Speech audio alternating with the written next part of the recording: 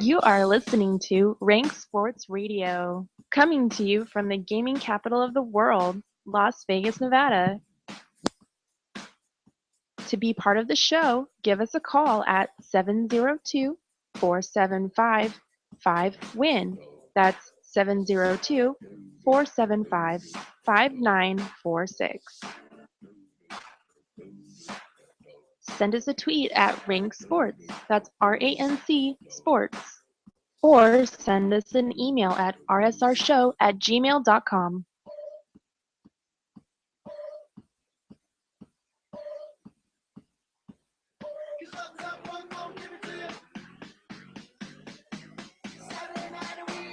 And now, let's start the show.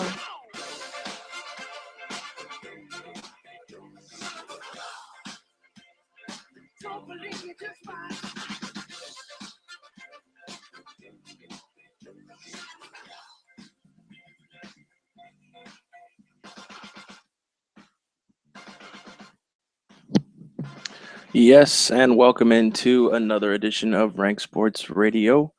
Good evening or good afternoon, depending on where you're at and where you're listening. However you're listening, thank you very much for tuning in. We are brought to you live on ranksports.com. If you click the radio show tab, you can check us out. We're also available on youtube.com if you search RANC Sports Radio. We are brought to you by DraftKings.com, your one-day source for daily fantasy sports leagues. Fanbuild.com, your sports hybrid t-shirt destination, Blue Lotus Entertainment, and our newest sponsor, which we're happy to have aboard, and that's DraftPot.com, your daily sports fantasy leagues with no caps. That's right, no caps. We'll talk to those guys a little bit later in the show. Happy to have them aboard. I know they're excited as well. And if you're not aware by now, if you've been living under a rock, it's March Madness time.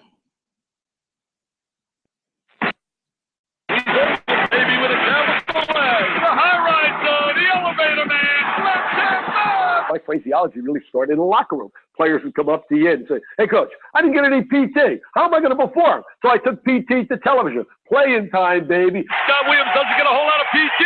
The basketball used to be called the rock. Somebody give me the rock. T.O., timeout. Get T.O., baby. He's a PT peer tonight, baby. He's a prime-time performer. Just a natural swing.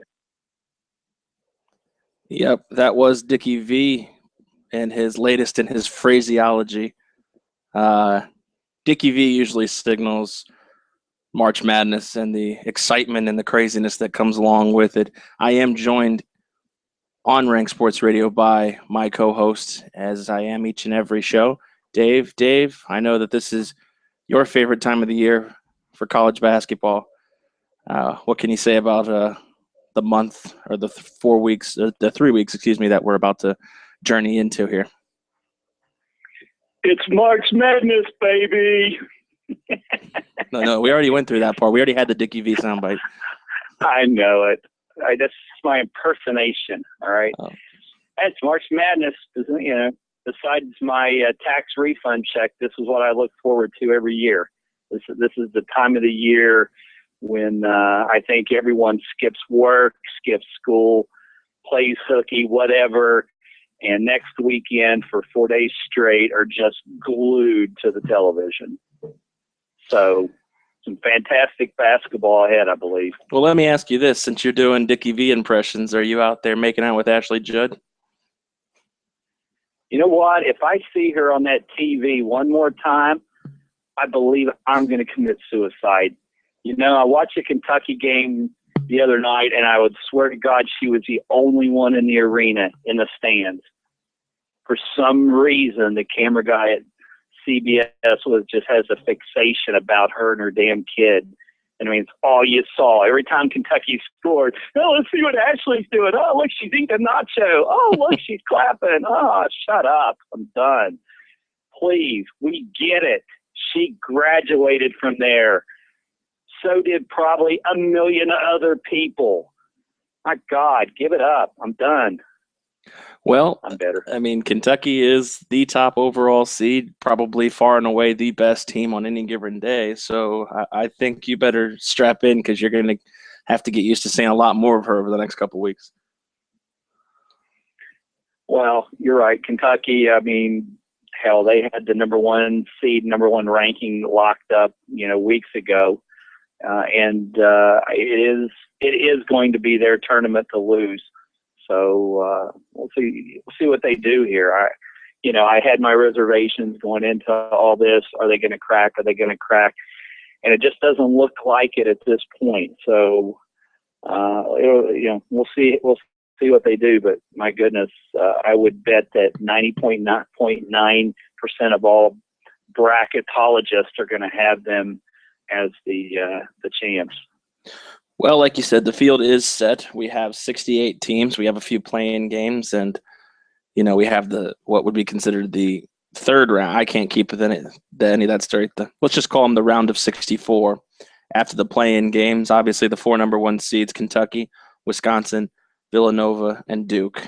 A few of those were definitely expected. A couple, obviously, in your opinion, one of them was a surprise, and I know that Duke surprised you retaining the number 1 seed, even though you thought a different team should have gotten it. Well, yeah, I believe I sent you a text Thursday night, and I gave you my Final 4, which was Kentucky, Wisconsin, Villanova, and Arizona. And that was all predicated on how the tournaments went. But I believe that was after Duke lost. And, Duke lost their tournament. Arizona wins their tournament. Arizona, if you listen to the talking heads of the committee on how people are playing, I think Arizona right now is playing at a lot higher level than Duke. Their RPI was 1 point higher than Duke, but yet, for some reason, the committee has, in a favoritism sort of way, left Duke in a number 1 spot. And I don't think it's right. And I think it gets back to our conversation that we had the last show about should you have to win your conference title in order to be a number 1 seed. And, after seeing this, my answer would be yes. Well, yeah, and that was the question I was going to bring up to you. We talked about, obviously, last week, the 4 number 1 seeds. Lunardi had both Virginia and Duke as a number 1 seed, and you and I talked about it, said, if you don't win your conference title, you shouldn't be a number 1 seed. Well, obviously, neither of those teams won their conference title, and it seems that Virginia was punished and not Duke. So I find that to be a little bit perplexing. Is that because of the injury with Justin Anderson, or is it just that they thought somehow Duke just shows the level of talent necessary to achieve a number 1 seed regardless of their play on the court? I listened to them try to justify a lot of their picks, like, they always get questioned. And again, the Duke answer sort of got glazed over, so I don't know the answer to that. But I will say, our conversation previously was, how does the NCAA monitor and keep these teams from rolling over? Now, did Duke just kind of roll over and give that game away, or did they actually lose it? Either way, I think we have to look at a way to keep things like that from happening. And I think you have to win your conference, because every conference now has a tournament. I think the Big Ten was the last conference to actually get a tournament, but every conference has a tournament. So you're going to have a tournament champion. I think a number 1 seed, in order to show they're deserving of it, has to win their conference. I mean, you just have to. I mean, it will keep people from rope-a-doping out to get a little extra rest and stuff. And look at Kentucky. Let's say Kentucky goes undefeated and they would have lost in their championship game. Absolutely, they would have not deserved a number 1 seed because they didn't win the championship. That's a punishment. It would have been a 1-game punishment, but you know what? I think it evens the field as far as making sure that all the teams are always out on the court, trying to put their best game out there every time. And in the case of this with Duke, whether they did or didn't, I just don't think they were deserving of the number one. Based on the reasons that the committee gave for every other selection that they made, well, the RPI was this, oh, they've been playing the last few weeks like this, blah, blah, blah. Arizona's been one of the hottest teams. And, I mean, they just whitewashed their tourney. So, come on, guys. Little consistency goes a long way, I guess is what you're saying. Well, it would have. I don't think Duke's deserving. Yeah, I hear you. I don't care who the coach is. I don't care what the legacy is. I don't care that I hate Christian Laettner was on Sunday night. They were not deserving. And this is Rank Sports Radio. You are listening to us live on ranksports.com and also YouTube. If you want to be a part of the show, give us a call, 702-475-5946, or tweet us at RankSports, RANC Sports. Let's dive back into this. We're talking about March Madness and the brackets and our thoughts on the number one seeds right now. I almost kind of liken it to, let's look back in December when college football finally got their playoff committee, to seed their championship brackets. And you almost felt like you were TCU, you were Baylor, you were not rewarded because you didn't win your conference, and the four teams did win their conference in the Power Five.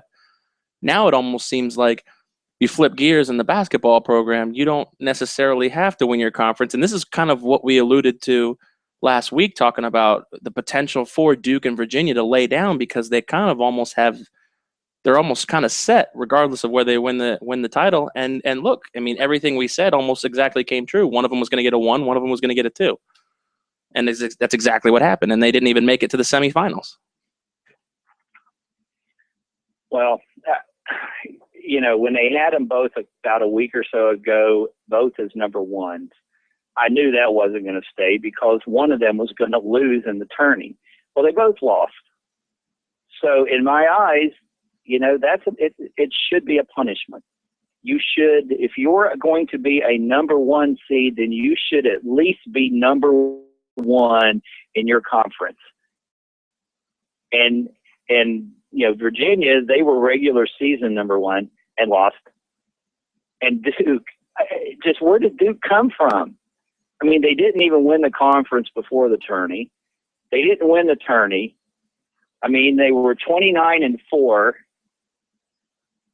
Virginia 29-3, Arizona 31-3, just RPI of 6, Arizona 5, Virginia 7. Tell me how Duke stands out above those two that significantly to be a number one seed. Okay, yeah, you're right. With Virginia, it's a little bit perplexing. If you're going to give it to one of the two ACC teams, I would say, based on record and RPI, you would have to give it to Virginia. But I mean, the situation with Arizona, I mean, do you think it's really more geographical? They kept them in the West. They kept them as a number 2 seed, and that way they're not having to do as much traveling because the South, I mean, they have games in Jacksonville, Florida. I mean, that's a long travel for a team over in Arizona. I forget exactly where they are. I think they're in Chandler or Tucson, excuse me. But that's a long distance travel. So I mean, maybe it's a geographical situation, but still, that leaves me a little bit of a window to say why Duke over Virginia. Well, I mean, if you're going to say that, then the people from Wisconsin are going to jump on that bandwagon and say, "Wait a minute, we took a number one seed and we got to go west." Yeah, so, sure. Yeah, I mean, Duke's gone west before as a number one seed. Duke's gone west. Oh yeah. And the thing is, yes. The reason I asked that, and I'll follow it up because I'm not sure I agree with it. I propose that as a question. We talk about Arizona staying in the West, but then they move Gonzaga to a 2 seed in the South. So now you're taking a team from Seattle, Washington, or Tacoma, Washington, and putting them in the South region. Now they're going to get the home game the first weekend. That's evident.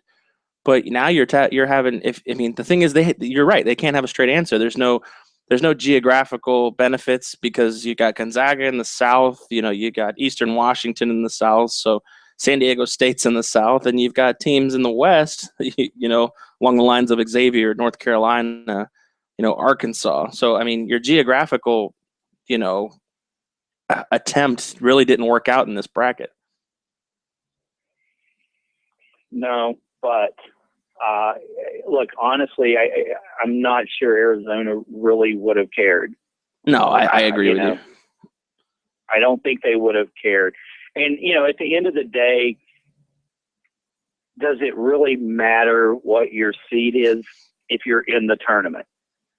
Because, there's people that were left out that probably should have been in. There's people that are in that should have been out and stuff. But at the end of the day, does it really matter as long as you're in the tournament? I don't know. Never been in that situation. So I don't know if I think I was a 1 and ended up a 2, if there's some sort of mental letdown there or not. In my eyes, I would think, all 68 of these teams are just happy to be in the tournament. They'll take what they're given and they'll play it out. So that's possible. But we do make such a big deal out of the number ones that, look, here's my suggestion. Quit putting numbers on any of this crap. Just make the damn brackets. Why do they have to be numbered? On Sunday night, come out and say, here's the brackets. Don't put numbers on them. What the hell do the numbers mean? The numbers are given by the rankings 1 through 68. So basically, you have 4 number 1 seeds. Kentucky obviously being the number 1 overall seed. But what does it matter? I mean, if you look, if I took the numbers off this bracket right now and handed you this sheet of paper, and you saw Kentucky playing the winner of Manhattan and Hampton, would you not really kind of think in your head, okay, they're playing the 2 lowest teams? I mean, do you really? These numbers to me are insignificant. So why don't instead of making 4? Why not instead of making 4 brackets numbered 1 through 16? Let's make 4 brackets numbered 1 through 68. Because that way, that way only one team can get a number 1 seed, and there's no question that this year it's Kentucky. That's fine. Okay, here's the best of the best, and everybody else is shooting for the top. That's it. No more numbers. I mean, I think we're too wrapped up in the numbers, and we're debating about something that really, for whatever purpose is immaterial. They're both in the tournament. And they're both going to play, they're going to play teams that are relevant to, to where they should be if you were numbering, a 1 playing a 16, blah, blah, blah. That should just be a committee thing. And once the committee does the brackets, take the numbers off, show us the brackets, and forget the numbers. Well, I'll tell you why I think Arizona should be a little depressed. I think they have a harder road as a 2 seed in the West than they would as a 1 seed in the South. I mean, I think that I think obviously UNF or Robert Morris isn't a problem as a 16 seed, but I think St. John's and San Diego State are beatable. I think Utah and Georgetown are beatable, and I think Duke really doesn't. In my opinion, we'll talk about it later. I think Duke really doesn't have a real huge challenge until at least the Sweet 16, if not the Elite 8. I think in the second round, Arizona's already tested. I think you got Ohio State or VCU, 2 very good teams. And then if you get past those teams, you got immediately in the Sweet 16, you got Baylor, who, I mean, I think is probably one of the best teams in one of the best conferences. So I think Arizona has a tougher road, and I think if anybody has a beef as far as the number 1 seed, I think Arizona could logically have a beef. I think that's where it's not really a situation where you're like, we're just happy to be in the tournament. I think it's tough. I think that's a tough road. And then you got to play Wisconsin if you get past all that. Well, Wisconsin or North Carolina. So, I mean, you're right. I think that's probably the toughest bracket, actually. I would agree. If I'm looking at that, the West is the toughest bracket. That's loaded up, I think, more than most. So, yeah. So, again, looking at the numbers, it just really was, to me, I thought it was a slap in the face to Arizona. But there again, it could be a motivation. You never know. Duke could just pull a boner like they had the last couple of years and not even make it out of the first weekend. So, and that's what I'm hoping for, and that'll be justice. So we'll just go from there and play the games and see what happens. Well, now, You talk about the West being the hardest. Let's take a look at what many people believe is the easiest just because of the talent of the team. Many people believe the Midwest is the easiest because of the fact that it obviously has Kentucky at the top and everybody's just playing for their parting gifts. Um, let's take a look. Let's break down that Midwest region. We have Kentucky at the 1 seed, Kansas 2, Notre Dame 3, Maryland 4, and West Virginia 5. You think that it's a little bit harder from what we were talking about. You think it's a little bit harder than what the pundits are giving the other teams credit for. Well, I mean, I agree. The Midwest, well, it's really hard to say how soft or hard the Midwest is because Kentucky is so, let's face it, so head and shoulders above everybody else right now, the way they're playing.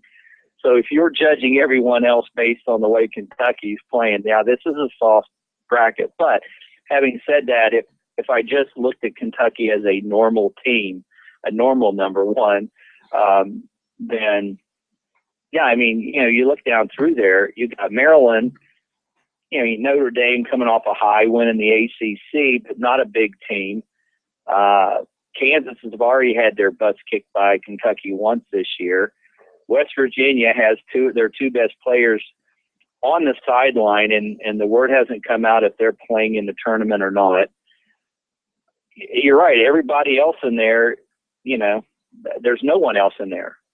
So Kentucky really probably has the easiest road. Not that it wasn't already going to be easy based on the way they played up to this point, but I don't think the committee, did any harm to them and put a huge roadblock in there. Okay, well let's look at it here. Like you said, West Virginia has a lot of injuries. Like you said, I think one of the best games in this bracket actually is going to be the Cincinnati and Purdue game.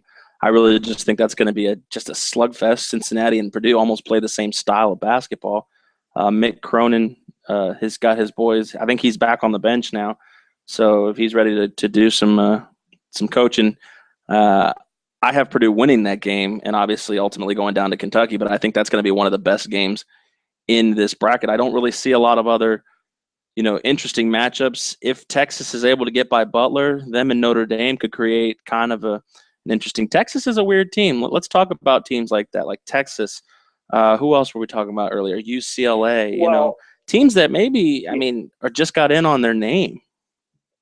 Well, just looking at the Midwest real quick, I see if West Virginia still has their 2-star players out, I think they can win, but I think Butler with Bobby Hurley gives them all they can handle. Buffalo. Because you have West Virginia team that is a good defensive team, but they really have not been a great shooting team. And they've been living off the defense, and then with their 2 best offensive players out, they've really had to rely on that full court press. I mean, you got a team there that's got to be tired. I mean, that's how they've been playing all their games, trying to stay in them. That could be an upset. I actually think Butler can upset Texas. And to your point, you're right. I'm not so sure Texas deserved to have been in this tournament, or at least should have been one of the play-in games. Well, I don't know if Butler would necessarily be considered an upset because they are the 6th seed and Texas is the 11th seed. I don't know if well, upset from the standpoint, Texas coming out of the Big 12, which, we've all, given credit as the strongest conference this year. They did put 7 teams in. That's what I predicted. But I believe the Big 10 also put 7 teams in. So, but again, Texas being 2-13 against ranked teams, I think Butler can take them out. I just don't see Texas being that competitive in this tournament. Sure. I mean, Texas is very long, and that's kind of the way they play. You're not going to get inside on them, so you better be able to jump shoot. And I think in the Midwest, I think they can overtake Butler just because I think they're a better team on any given day. Maybe not that given day, but I think Texas is an overall more talented team than Butler. But I think that buck stops at Notre Dame because Notre Dame can shoot the lights out. And actually, Notre Dame is a team that I think is going to give Kentucky the run for their money in the Elite Eight. I don't think they're going to win because Kentucky is a head and shoulders in this conference or in this bracket. But I mean, let me ask you, teams like, Indiana and Texas is what we're talking about, teams that were on that bubble. I mean, you have a lot of these conference champions from smaller fields. I mean, maybe a way to make the tournament a little bit more interesting is to take these Indianas and Texases, if you're going to put them in the tournament, and maybe make them 14 and 15 seeds, and possibly make those smaller conference teams the 7-10 matchups and stuff like that. I don't know. Maybe is that something maybe that the committee should start looking at as a way to make some interesting 14-3 matchups, some 15-2s. I mean, imagine if Kansas and Texas played in the first round. If Texas was a 15 seed, as a team that wasn't really supposed to get in. Yeah, again, last night, once the brackets were announced, I listened on numerous channels. They had, and I forget the guy's name, the head of the committee on this, and I tried to really listen and dissect all of his reasonings on, all the picks that he was being questioned about at that moment. And it just seems that a lot of times, the go-to answer was the strength of schedule. And in Texas's case, it was the strength of schedule. Well, that's great. We understand they played in the strongest conference out there. But when you're 2-13 against the ranked teams, you didn't do anything in that conference. I mean, it's one thing to be in it. It's another thing to be competitive in it. So you're giving them a pass just because geographically and school size-wise, they fall into the Big 12. That's what you're saying. Because performance-wise, the numbers aren't showing that they really deserved to be a lock in this tournament and not at least having to play in, if actually not be in it at all. So there's where the problem lies, because we know that major conferences are always going to be the strongest schedules just because of who they play. I mean, come on, Big 12 puts 7 teams in. The Big 10 puts 7 teams in. SEC, ACC, 5 teams. I mean, those automatically are strong conferences, which means anybody in those conferences are playing a strong schedule. But sure, if you can't beat them, then why are you getting extra points for having played that schedule? Maybe you don't even need to be in that conference. Now, I'm not saying take Texas out of it. It's a down year. They had a lot of injuries, different people throughout. They may actually have their legs getting under them a little bit. They still got knocked out of the tournament. But 2-13 against ranked teams, to me, that's not a resume just because you're in a power conference that gives you a pass and a lock to be the 11th seed in here. Right, and that's why I think we kind of agree. But if you look at a situation where, let's take a team that got quote-unquote snubbed in Murray State, who plays in the Ohio Valley Conference and couldn't even win that conference. I mean, they weren't the conference champions, which is obviously the reason why they're not in the tournament, because they didn't get the automatic bid. I mean, they had a better record than Texas, but if you put Murray State in the Big 12, they'd get slaughtered. And if you put Texas in the Ohio Valley Conference, they'd probably have been undefeated, just like Kentucky. So, I mean, maybe is it a situation where, you say that, all right? Again, I'm just going to revert back to the numbers. You say they would get slaughtered, but what do you call 2-13? I mean, Texas didn't prove anything this year. Well, what I'm saying is, if Murray State was the equivalent to Texas in the Big 12, let's just say you take Murray State and you move them to the Big 12 next year, and they go 20-13 or whatever Texas went, 21-13, 19-13, whatever they did. I think Murray State would get a lot better of a look than when they go 26-8, I think is what they went this year, and lost the Ohio Valley Conference. I think. Well, of course they will, and that's exactly what we're looking at right now. Well, and that's why they'll say that it's the strength of schedule. All right, but you got to too. Let's look at the conference and how long you've been in the conference. And Texas has been in the Big 12, before it was since the it's Big existed. 12. Yeah, I mean, since its existence. So when you go 2-13 in a conference that you've been in your entire basketball existence, then there's a problem. Then you're not that good. So regardless of strength of schedule, in my eyes, you should have performed up here and you performed down here. Now, Murray State, I mean, they should have won their tournament and that would have put them in. You're right. You don't win that tournament and you're a mid-major, then it is pretty tough to get in. But if you look at their accomplishments on their level versus the accomplishments of Texas on their level, Murray State probably has, in my eyes, the better resume to have locked in, or at least both of them should have been at least play-in games. Okay, but I mean, Texas, like you said, went 2-13 versus opponents ranked in the top 25. Do you think? I mean, let's take a look. I will try to pull Murray State's schedule up here while we're talking. I mean, I'd be hard pressed to I'd be willing to make the bet on the other side that Murray State didn't even play 3 top 25 teams. No, they probably didn't, but that's what I said. Based on equivalent teams, equivalent, size and type teams, how did they do versus Texas, who it's Texas. I mean, Texas should be better than 2-13. I mean, come on. Texas should recruit better than 2-13 against top 25 teams. Well, let's look at it. I mean, okay, I'll give you tournament teams. We have Valparaiso, who's in the tournament, beat Murray State by 35 points. You have Xavier, who's in the tournament, beat Murray State by 27 points. You have Houston, who's an American conference team who's not in the tournament and wasn't even close, beat Murray State by 5 points. You have Portland, who beat Murray State by 7 points. And I believe there was only one other loss, and that was to Belmont in the championship game by 1 point, who is obviously in the tournament, right? I believe, as a 15 seed.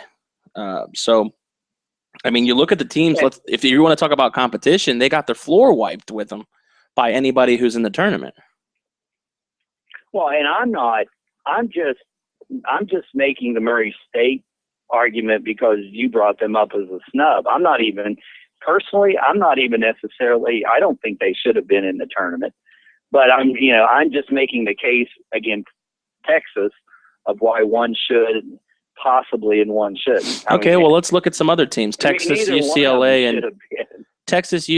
and Indiana were the teams that I considered on the bubble that made it in based on merits, and teams that got quote unquote snubbed that are in that sentiment. A team like Miami, the Hurricanes. I mean, they were in one of the best conferences in the ACC. They made a deep run in the tournament. I believe they were 22-10 in their record. Another team like Temple, who crushed Kansas and had a great season in the American Conference, unfortunately did not win. They were 23-10, 13-5 in conference. But let's see. I'm trying to pick up that Kansas game. Yeah, they beat them by 25 points as the number 2 seed. I mean, you talk about common opponents. I mean, they lost to Villanova, which obviously is a number 1 seed. But other than that, I mean, they lost to Duke. They lost to UNLV. They play the opponents, and if we're going to talk about giving credit to people who play, tough opponents. I mean, Temple was one of them. They unfortunately didn't have, the success they would have liked to. But 23-10 over teams like, what are we talking about? Texas, UCLA. I mean, I think that's the more clear example of the committee thought the Big 12 was the most dominant conference. So that's how Texas got in. UCLA, I still feel UCLA got in based on their name. And I'm really, really perplexed as to how Indiana got in. Well, I mean, if you're just looking at numbers and you're looking at RPIs and all these little things that weighted have, I mean, let's look at Colorado State with an RPI at 29, 27-6. They got snubbed. And then underneath them, you got BYU, you've got Texas. Well, you got BYU playing a play-in game, but you have BYU, you have Cincinnati, you have North Carolina State, Ohio State, Boise State, Texas. I can go on. All the people under Colorado State in the rankings in the Mountain West at 27-6, they didn't even get a play-in game. But then UCLA all the way down at 48 and a 20-13 record, and I think they were 2-8 against ranked opponents, got a lock-in. So well, I mean, go ahead. I have a theory. I'll give you my theory as to why Colorado State missed, but I'll let you finish your point. No, go ahead. Well, I'm just going to say, it's just going back to, as fair as they're trying to make it, there's still some discrepancies in the way they're selecting, and they're allowing the power conferences to get a little bit more respect than maybe deserving. Well, and you're absolutely right. I think that what the NCAA has to do is enforce a lot more mid-major versus Power 5 out-of-conference matchups. Let's look at Colorado State, and this may have been their fault, may not, but it's all about who you schedule. And I'll go down their non-conference list: Montana, Georgia State, Mercer, Missouri State, Pacific, Santa Barbara, NC, Northern Colorado, Arkansas, Pine Bluff, and Denver. That was their non-conference schedule. Now, whether they attempted to schedule some Power 5s, I don't know. I mean, their only Power 5 in that list was Colorado, and they beat Colorado by 1 point, which is, a middle-of-the-road Pac-12 team who didn't even sniff the tournament. So I think the NCAA has to do a more active job in incorporating, and I think they have a little bit with Butler and Northern Iowa and teams like that, and Creighton, et cetera, who've been able to in the last few years play some of the bigger teams. But I think Creighton's obviously because they have now jumped to the Big East. But I think the NCAA has to do something, put something into place that the Power Fives have to play with these quote unquote mid majors like Colorado State, Murray State. But the problem is very early in the season, how do you determine who are these bubble teams like Murray State? How do you determine this Colorado State team if they're going to be a bubble team? Well, I think you're exactly right, because what happens is a lot of the power conferences would rather play each other than to go down and take the chance of playing a mid-major and losing. And I'll give you a great instance where I live with West Virginia and Marshall University, both in the same state. Bob Huggins came out this year and said, I don't know why in the hell we have to play them. It does nothing but hurt us. And he's exactly right. There's nothing in a lower level school that a major powerhouse conference school can get out of playing them other than getting hurt. Because if that team beats them, it kills them. Even if they beat them and that team ends up being an under 500 team, it hurts them. There's nothing that helps their ranking by playing them. So what happens is they end up taking them off the schedule.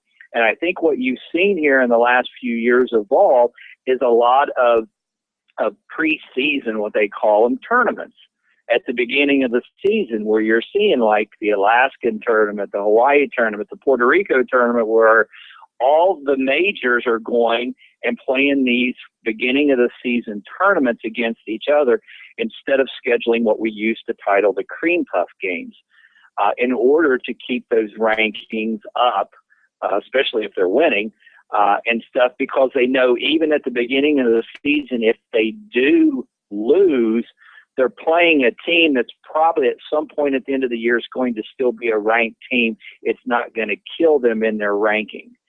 So the NCAA has to decide, okay, we either need to fix the scheduling throughout the year, or we really need to change our thinking of how we put this tournament together. Because you can't have both. You can't have an Ohio Valley Conference, champion, equal to a champion out of the Big 12 if they can't play comparable schedules. I mean, it's just, and then you're going to take the bottom of the Big 12, like a Texas, and put them over an Ohio Valley champion. and say, well, their schedule was stronger. Well, you know what? Maybe that Ohio Valley team wanted to play a stronger schedule and got bought out, because Sure. no one wants to play him. So, in order to make this tournament maybe a little bit more fair for the schools that I think what we would classify overachieve, then we need to find a way to make it fair throughout the year, or we need to change the way that we're getting them into the tournament and quit giving so much respect just because you're in a major conference. I mean, in that situation, do we need to invite Murray State, Colorado State? Do we need to invite them to these Hawaii tournaments, Alaska tournaments, Bahamas tournaments? Well, you need to, but they're not going to.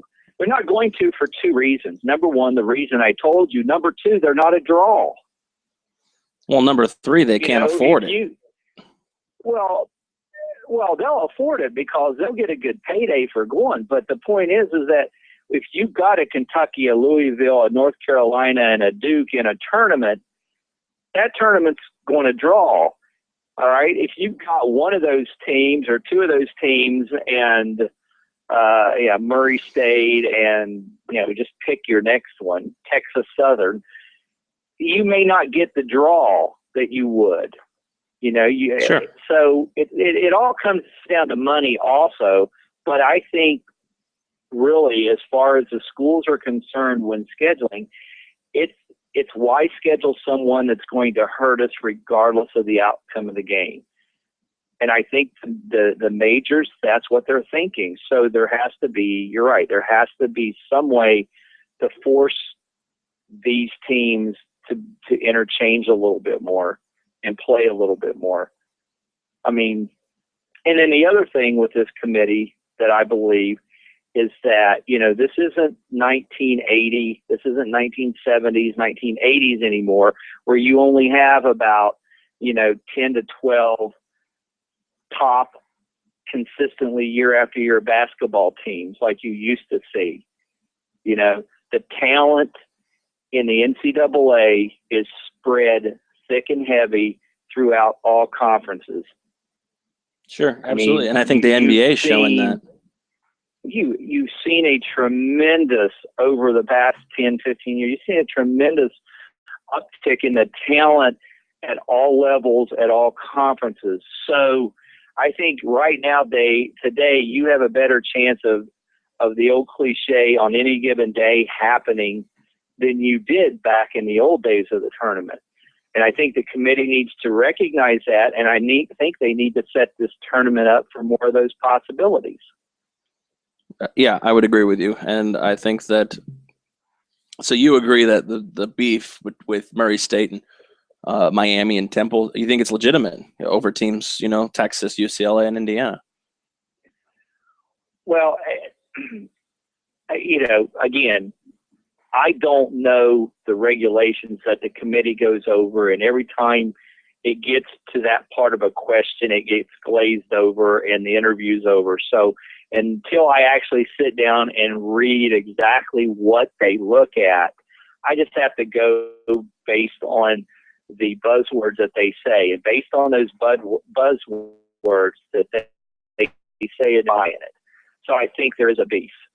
So until you can black and white show me the reasons, because you're still leaving this up to an objective point of view. When someone tells me, well, UCLA, they had a bunch of injuries and a suspension, but we started to see a little life. That's exactly what he said. We started to see a little life in them at the end of the year. What the hell does that mean? Yeah, I mean, injuries and suspensions, that's part of the season. That's what should... Part of the freaking game. Yeah. Exactly. I don't know. There might just still be a little too much subjectiveness in the selection committee to be making the calls. I know, I don't remember how many's on that board, but it almost seems like it has to be a consistent, go ahead. It almost seems like the the committees need to switch. I mean, football needed a committee because they needed a playoff. I think that they got it right, and obviously it showed with Ohio State winning the championship. It showed that they needed a playoff to determine the 4 best teams. I feel like it's almost the opposite with basketball. I feel like they are the ones that need the computer systems and the RPI, the BPI, all this nonsensical acronyms that they have. I feel like those computerized tallies are what are needed to determine the basketball seeds because there's 68 of them versus subjectivity for 4 teams. What do you think? Well, again, like I say, I don't know the parameters that the committee uses. Exactly, and no one's going to know because they don't have to divulge that I, information. So that's what I'm saying. I almost feel like 68 teams just need to say, here's my resume, put it in the computer, tell me where I come out. If I come out 69th, then I pick up my parting gift and I see you next year, or I'll see you in the NIT. Yeah, because when you're telling me that you saw a little bit more life in a team, how did you quantitate that? Exactly. It's not quantitative. Would they hustle for a few extra balls in the Pac-12 semifinals? I mean, what do you do? Yeah. So in other words, I can play like shit the first part of the year, and I can come on strong at the end, and I can win 3 games in the tourney, and I'm a lock. Is that what you're telling me? Yeah, and you're telling me because John Wooden and Kareem Abdul-Jabbar back in the 70s ran through college basketball, all I have to do is win 3 games here at the end of the season, and you're going to put me in the tournament because of the 4 letters on the front of my jersey. Yeah, that's pretty much it. I mean, the legacy, and that gets back to my point. I think the legacy is probably the word I want. The legacy of college basketball needs to be taken away because it is so much more all player versus player. Now, granted, you put 5 Kentuckys on the team. There's no other team out there that has 5 guys that match up person for Kentucky. But you could probably take each individual person and find players that would match up against them in a one-on-one game. So, so the competitiveness across the board, the skill level, the talent is there, and it's a lot higher than it was. So the legacy respect that you're giving these teams and these coaches has to be taken out. And if that means Texas, if that means Indiana, who is a champion, need to be taken out, they need to be taken out. Sorry, we're just not going to see your name on the list of 68. Better luck next year. So it's someone else's time. Just because you've been there and done that doesn't mean you should get it. And that's exactly, too, what I think happened with Duke being number 1. So when you can take out that portion of this committee decision-making to a more quantitative, then maybe you do have a much fairer field. But I don't know what that would be because I don't know the system. All I know is what's being said as excuses in interviews, and that's the only thing I can go by, which doesn't sound fair or right.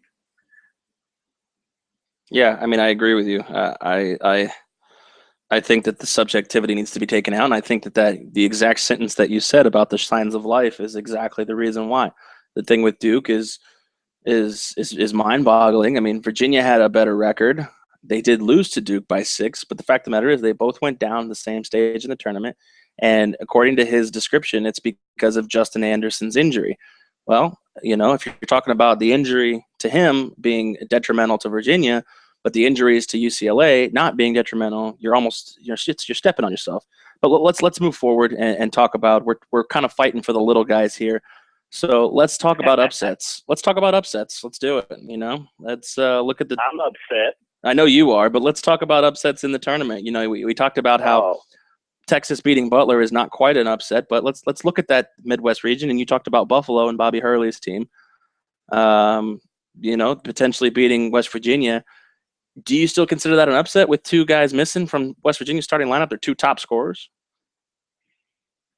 Well, again, I think West Virginia pulls this out, but I think they're going to, if Staten and Brown don't play, I think they're going to have their freaking hands full with this Buffalo team. They're fast, they're quick, they're going to be able to beat that press. And if West Virginia is not shooting well, which they really have not been the last half dozen or so games, well, I guess probably let's go back about the last dozen games without Staten and them in, then they're going to have their hands full, and this could be an upset for that reason. All right, well, let's take a look at all the 12-5 matchups. You have Stephen F. Austin, who faces Utah in Portland. You also have Wyoming, who plays University of Northern Iowa in Seattle.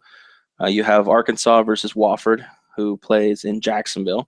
And then we obviously talked about the Buffalo WVU in Columbus. If you had to choose which of the 12s, because it's happened almost every year, it seems, for the last 5 years, which of the 12s moved on?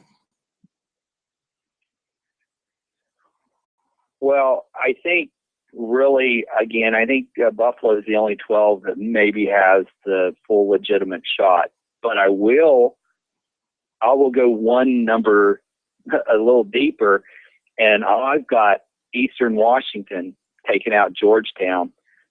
I think Georgetown is way overrated in this tournament. So, and I think they're ready to be picked, and I think this Eastern Washington squad that just throws up a boatload of points, another team that's fast, wide open. It's not Georgetown type basketball. I think you possibly got a 13-4 upset right there. So leave it to Dave here on Rank Sports Radio for me to ask him a 4-part question about the 4 number 12 seeds and completely ignore it. Let me try this again. Well, I don't like the number 12 games this year. But I think, it's irrelevant. My question to you is the fact that it's almost within the last 5 years a guaranteed certainty that the 12 seeds in the last 2 years are 8-4. I mean, that's a telling stat. I'm asking you, if you had to take one, gun to your head, who do you think Buffalo. of? Buffalo. Okay. Now Yeah, you go ahead with Buffalo. your That's Eastern the only one. Washington. Go ahead with your Eastern Washington.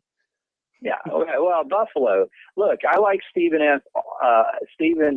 Austin. I just think they got a bad draw against Utah, and actually, They all got a bad draw. They're 12 maybe. seeds. Well, but I think Utah is actually higher than a 5. So, I think Utah might have been a 4, maybe a 3. But so I think that's a tougher game. Wofford against Arkansas. Look, let's face it, that ain't happening. And Wyoming and Northern Iowa. Northern Iowa is 33 and something, 31 and 3 or something. That is my Cinderella for the whole damn tournament. So when we get to that portion, we'll discuss them. So I know I don't see that game happening. So I'd say Buffalo's would be my only real upset on the 12-5 line. That would make for interesting conversation in next week's show, because I will tell you this, answering my own question about the 12-5s, I think Wyoming is going to be the one who does upset. I think they're going to beat Northern Iowa. All right, we'll see. So we'll see there, youngster. We're talking about higher seeds beating lower seeds, and yes, even though you didn't answer the original question, I do think that Georgetown is in trouble versus Eastern Washington because of the flurry of points they can put up. I think ultimately Georgetown will get by Eastern Washington. At some point they got to be tired of getting beat by 13 and 14 seeds, right? I mean, they get beat by Ohio. They get beat. I mean, Georgetown eventually they just keep getting chance after chance after chance, and I mean, eventually John Thompson's got to be like, look, we got to get to the second round. No, it's John Thompson Jr. The third. That's why they're not the third. Yeah, that's why they're not getting there. Whole different coaching style there. I just don't see this one happening. So again, I think they got seated way higher than they should have been. Not way higher, but maybe a couple spots. Now let's talk about a team that has pulled the old upsets in the Cinderella in Harvard. They won the Ivy League title this year again. Do you really think that they have another run in them? I mean, they start off against UNC, and if they can get past that, then they're probably going to face Arkansas. No. I watched that game Saturday, actually, the end of that Harvard game and stuff, and no. To draw UNC your first game, that's just a warm-up game for UNC. I think UNC right now, even though they lost the tournament, I think right now, as far as that team goes, everyone is healthy. They're actually starting to click a lot better, and I think a week of practice here going into the tournament, you're going to see them go extremely deep into this tournament. And again, let's face it, when it comes tournament time, it's 85% team, it's 15% of the coach, and we got Roy Williams is a tournament coach. So, let's just sit back and watch. But that game, that's not an upset. Harvard, thanks for coming. We got some nice towels and socks for you, but that's about all you're going to get. All right, we got our upsets. What we think is going to happen. You think Eastern Washington. Let's move on to the 8-9 games. You have Cincinnati versus Purdue. You have Oregon and Oklahoma State. I think these are some of the more intriguing games, the 8-9 matchup. North Carolina State, LSU, and finally you have San Diego State and St. John's. Which one, in your opinion, is going to be the best of the 8-9 matchups, even though I believe that they're all pretty solid head-to-heads? Well, I think the best game in the first round is going to be the North Carolina State LSU game. I think that's the best game in the first round. The 8-9s are historically great games. In fact, those are probably, again, the most evenly matched teams. But this should be great. North Carolina State, an 8, and they maybe should have been a 6. They play one, if not the toughest schedule in basketball. They're in, of course, the ACC. One of the toughest conferences, not the toughest this year. But then you've got that LSU squad that is just scrappy. We saw them, take Kentucky to the edge, but unfortunately not quite over. But, just watching them play, they're very scrappy, very good, very physical team. And North Carolina State, I think you can say the same for. Very physical, bigger, quicker team. I think this will be a fun game to watch. This might be the best game to watch. I know you like that Cincinnati-Purdue, which I think will be a very physical game, but I think this game is going to be the best game of the first round. Now, I tend to agree with you on that because of the fact that I like both of those teams. But, the last taste we had in our mouth of LSU was losing to Auburn in overtime, who's a terrible SEC team. So, when people are filling out their brackets, are they basically prisoners of the moment? And the last thing they saw was LSU getting beat. LSU obviously is a more competent team than their last game. Yeah, and I think LSU, that was probably the one problem with that team this year is they could lay an egg, at the wrong time or period. Not 100% consistent throughout the year, but I think you're going to have to see them bring their A game for this game. And NC State, I'm sure they have something to prove here because, again, let's face it, the winner's going to play Villanova, and I'm not too sure Villanova can beat either one of those teams. You're out of your mind in that aspect, but that's your opinion. That's your bracket. That's my bracket, and actually, I have NC State winning the game against Villanova. Well, yes, but I also haven't beaten LSU. Well, they would kind of have to beat LSU to beat Villanova. That's an interesting Sweet 16. I said, well, they would kind of have to beat LSU if they're going to beat Villanova. So I would just assume that. Yeah, well, I just wanted to make sure you understood that they beat them. Yes, I think that you're absolutely right. That could be one of the more fun games. NC State plays a great style of basketball that's built for this time, and LSU, I think they're in a little bit unfamiliar territory. They haven't been really a factor in the tournament since Big Baby Davis left.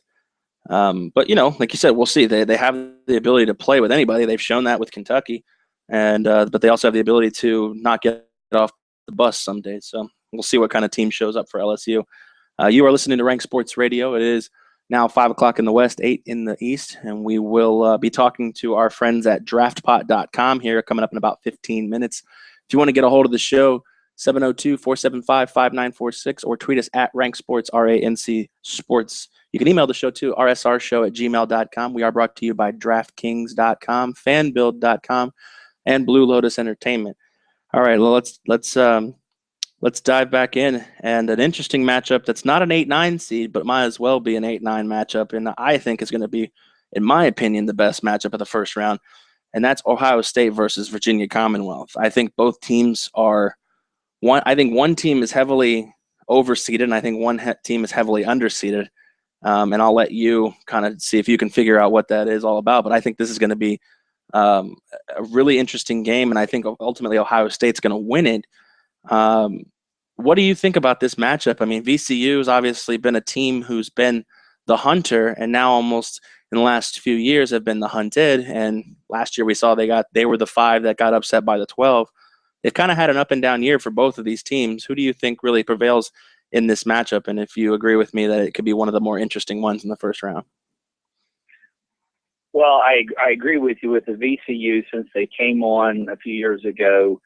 Had a couple good runs in the tournament, really good runs, but have not been able to back that up really since. Yeah, they've made it to the tournament, but they're not the same teams that, were Cinderella teams back when. I think their run's over, and I think their run's over in this game too. I think Ohio State, again, coming out of the Big Ten, tough conference, 7 teams in the tournament here. And again, I'll put Thad Matta up against any other coach in the tournament, with equal teams, and they'll come out on top. So I really don't see this as a hard game for Ohio State. I think, again, you're right. The numbers sort of are misleading here. I think a 7-10 is too much for one and not enough for the other. I think you're exactly right. So I got Ohio State moving on, and in my mind, I think they move on double-digit wins. Yeah, I agree with you. I think Ohio State's going to not have too hard of a time. And let's talk about VCU there for a second. You're right. They had a few runs, 12 seed, 13 seed, Cinderella stories. And then they almost were put on the map by that when Shaka Smart was getting offers to go anywhere he wanted to. And he didn't. He stayed at Virginia Commonwealth. And he's built a pretty solid program there. I mean, let's give credit where credit's due. Shaka Smart has done big things in a very small college in Richmond.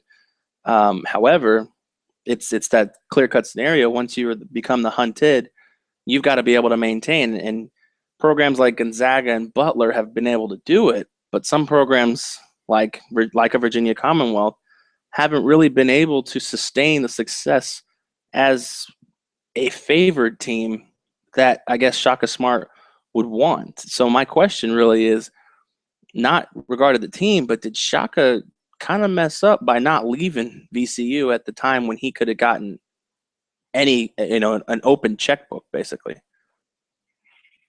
Well, if you're just going for the money, yeah, he messed up. But here's how that scenario would have played out. He would have gone to a major. He would have taken a sweet deal. And we're now 4 years removed from that run. He would be back to probably coaching a MAC school. I mean, I don't think he was ready for that move. So I'm actually surprised after that win. I remember all that, the offers coming out and people wanting him, and it was like, why? I mean, really? A little too soon to pull that trigger. Well, then he went and did it again. That was the thing. He went and had another quote unquote Cinderella run again. Yeah, but it's just at the end of the day, I don't think 1 or 2 years builds a solid basketball coach in the NCAA. Sure, absolutely. I think you got to see how can you develop talent, how can you recruit in and develop talent. And let's face it, they're on the East Coast. So he's getting leftovers anyway. Now you take a Gonzaga on the West Coast, and just by the sheer number of schools, Gonzaga is going to be able to pick some number ones, out of the high school system. VCU, they're going to get all the leftovers on the bone, that are left from the ACCs and the SECs. And, it's just, that's what's going to happen. So, whatever the reason, he's not been able to continue that program at the same level. Now, again, he made the tournament. So, I'm not saying that he's a horrible coach by any means. I'm just saying that, let's see what happens the next couple years with him. Let's see if, and I don't want to use the word rebuild, but let's see if his recruiting gets him back up to where he's going Sweet 16, Elite 8 again, and puts him back where he was to start. So, and again, here comes that question. Okay, VCU's been, the last 4 years, where they've been, did they get a little bit more loving than they should have from a committee that can't quantify why they made them a number 7? So, I don't know what the thought process was to put him there, but I'm not sure they were deserving of a 7. Yeah, it almost seems like you can make the same argument for a team like Wichita State and Gary Marshall, who this might be his last year with Van Vliet and Baker, and we're going to be starting to talk about the rebuilding process and maybe even slipping back into irrelevancy. I mean, Northern Iowa is the same team. Northern Iowa a few years ago was the 12 seed that upset. I think they were actually a 14 seed that upset a 3 seed. I'd have to go look back at that with but Ben Jacobson was the same way. He was getting offers from anybody and everybody who was willing to, open up the checkbook for a coach, and he stayed. And here's a guy who kind of went through the peaks and valleys where Northern Iowa kind of fell off, but now they're back. They're the number 5 seed. They were, I think, the number 10 team in the nation. So I mean, you have some of these guys, and it almost seems like, obviously Northern Iowa, VCU, Wichita State can't open up the same checkbooks as, Kansas, which doesn't need a coach, but let's use that as a name. Indiana, when they were looking for, and they found Tom Crean, let's use those guys. They don't have the same checkbooks as those schools. What convinces these guys to stay? Is it pride? I thought Brad Stevens was going to be the same way until Boston, the Celtics, scooped him up. So it doesn't happen for every coach, but it seems like for these coaches, it almost seems like that's just kind of their nature. Well, if I'm them in that position, to me, I think you live a awful nice life at a school like that. You go up to a major program and stuff, and I think the headaches and just the extracurricular things become such a distraction. I think you sit back at a VCU and you're a god. I mean, let's look at Gonzaga. Why would he ever want to leave there? And he hasn't, and he's not gonna, because you know what? He doesn't have the pressure. I mean, he's consistent now. He's proven, but he still doesn't have the pressure that you have at a major college, or even if you did jump up to the pros for some stupid reason. But, why? He's just living a great life. He has a quality of life, I'm sure, that's a lot better than these schools and these power conferences, because let's face it, a VCU and stuff, these colleges kind of breeze along. They have their certain level of supporters and boosters and stuff to please. It's not as demanding as it is.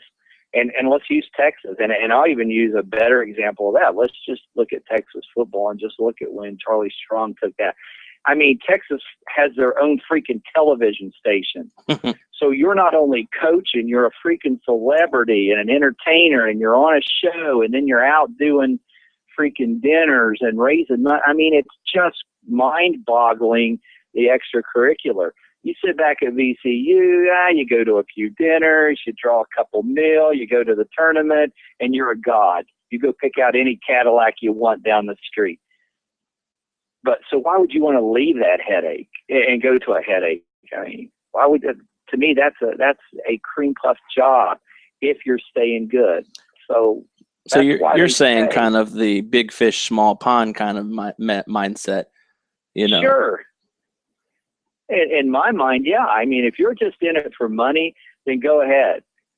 But, you know, we've seen a lot of people do that, and we've seen a lot of people get kicked back 2 notches, where if they'd have just stayed where they were, they would have had, you know, not top dollar, but over time, you probably made more money. You know, so, you know, why would you want to mess something up like that? I just don't see it. And some of these guys have figured it out. You don't think it's the challenge? You don't think the challenge of thinking, you know, well, I think that's what Charlie Strong did. I mean, Louisville's still a major program, you know, that he went to, but it's not Texas. So you talk about Charlie Strong and the football program, it's got to be the challenge. He could stay at Louisville and make 2.5, or he could go to Texas and make 4.5. And you're right, he could be fired in 3 years, which, I mean, it's possible. Or he could stay at Louisville, you know, compete for titles, but really never really actually achieve great success and you know, become a legend. I think the challenges at a VCU on that level are just as really equal, because again, like I said, at a VCU, he's picking the bones that are left, the meat on the bones that are left from all the top talent on the East Coast and stuff. So I think his challenge is to take the leftovers and try to mold that into a team that consistently gets to the tournament and has a good run in the tournament. So I think his challenge is equal. I just think the consequences of the results aren't near as bad. Because if let's say he goes next year 500, he's not going to get fired. You know, we had a good run. We weren't expected to go this long. He's going to get forgiven. You go to one of these top schools, you know, and they drop down to 500, and you know the words are already buzzing. Yeah, who's next in line? Well, let's look at Michigan. Michigan, 500 team this year. You know, they're like, I mean, Michigan's already in a cut and run mode, you know, with the football program, what they had to do. So they're not, you know, it wouldn't hurt their feelings just to cut bait with Beeline right now. And you know, but I think he saved his job in the tournament there by winning a game and stuff. I think there was a little bit of light at the end of the tunnel that bought him one more year. Now, next year, if they don't win more than 16, 17 games, I think you see he's gone. But VCU goes to 500 next year, or the same the year after that. I don't think there's the same consequences. You know, because I think I don't think they're expected to be there anyway. Yeah, I hear you. And you are listening to Rank Sports. Dave, we're going to get a little bit more in depth in our Final Four picks here in a little bit. But we'd like to welcome on our friends over at draftpot.com. And I'm talking to Joe Levy of draftpot.com. And thanks for joining us, Joe. Hey, how you guys doing? Good.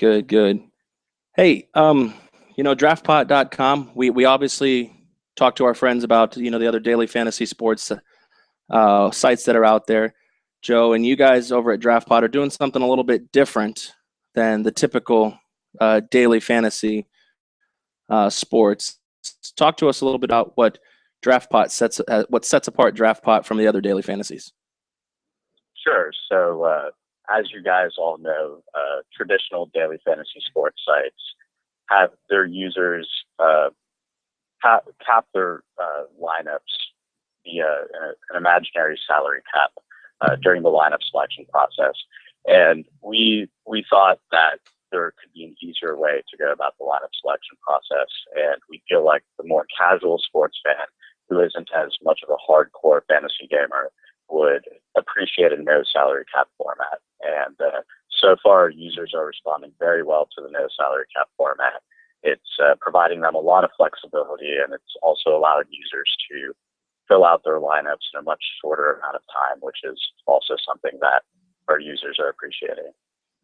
Yeah, most definitely. I've checked out DraftPot, and I find that the user interface is definitely a lot more friendly toward a guy like myself. And I know Dave and I have messed around with the site, and we're very illiterate. Well, we're very young in the draft in the daily fantasy sports circuit. So you guys definitely make it easy to um, maneuver through. I was Yeah, we reading. appreciate that. Yeah, definitely. I was maneuvering. You talked about the salary cap that other sites provide and the no cap. I mean, does it make it, in your opinion, does it make it easier for a guy like me who would be considered a novice to a beginner to kind of get involved in the daily fantasy world? Yeah, absolutely. So if you're a new user and you're to go to an existing site that has a salary cap, you'll naturally want to select a team where you have a bunch of notable stars whose names you're familiar with. And unfortunately, with the current salary cap format, it's difficult to put together a lineup that has a lot of notable names in it. So the no salary cap format just allows you to pick whoever you want in your lineups. And when I originally proposed this idea to some people who were familiar with daily fantasy, they were skeptical that users would end up selecting the same lineups and every contest would end up in a tie. And our data so far has suggested otherwise. In fact, only 2% of our contests end up in ties. And there are very few duplicate lineup sets within contests. So there's enough variance in the behavior of users where you can implement a no salary cap format and still have a very competitive atmosphere where users are selecting different players. All right. And, when we talked off the air, you were talking about the rakes that some of these daily fantasy sites, the other daily fantasy sites take. And I asked you about it. And when we were describing it, you said that DraftPots is lower. For those who don't know the term rake, what is that general sense, and what is your, how does it work at DraftPot compared to some of the other daily fantasy sites? Sure, that's a great point. So the basic revenue model for a daily fantasy sports site is they charge entry fees and distribute prizes, and the revenue is whatever's remaining whenever you subtract the entry fees from the prize totals. And the rake represents the percentage that this quantity represents. And current daily fantasy sites typically implement a 10% rake. So we figured at DraftPot, one way we could really differentiate ourselves from our competitors would be to implement a lower rake. So instead of 10%, the majority of our contests right now are actually, we're only taking 5 to 8% rakes. So that means that users get to keep more of the pot that they end up contributing via their entry fees. Yeah, so when you tell me I get to keep more money, that's obviously something that interests anybody. So that's definitely Absolutely. a plus. Yep. Now, like we've said, you guys are a new company. So what are you all doing to introduce your product to new customers, whether it be social media? Explain how you guys are getting your product out there. Yeah, sure. So we're actually a group of college students. We attend school at Columbia University in New York. And we're starting to tap into a demographic that we feel that current daily fantasy sites aren't really tapping into, and those are other college students and the reason being is that college students are typically into sports, and we do have some level of disposable income, and we like fantasy. So we have a campus representative program right now where we have dozens of college kids around the country promoting DraftPot at their universities, getting frat brothers and other members of the campus community excited to play daily fantasy sports. And we're introducing a demographic that's been previously sort of neglected from the daily fantasy sports scene to the industry, and they're really responding well. So that's one of the unique marketing tactics that we're implementing to get DraftPot's name out there.